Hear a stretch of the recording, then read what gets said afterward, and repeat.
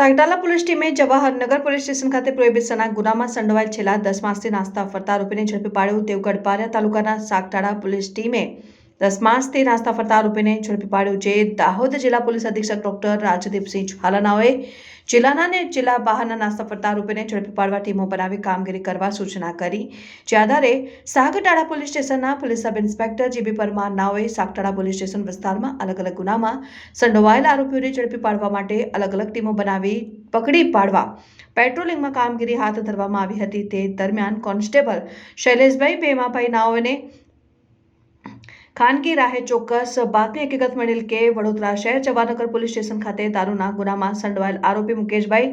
નરવતભાઈ નાયક રહેઠાણ દેવીરામપુરા તાલુકા દેવગઢ બારિયાનાઓ તેના ઘરે હોવાની મળેલ ચોક્કસ માહિતીના આધારે તેને ઘરેથી કોર્ડન કરી પકડી પાડી પોલીસ સ્ટેશન લાવીને વડોદરા શહેર જવાહરનગર પોલીસ સ્ટેશન ખાતે સોંપવા કાર્યવાહી હાથ ધરવામાં આવી છે।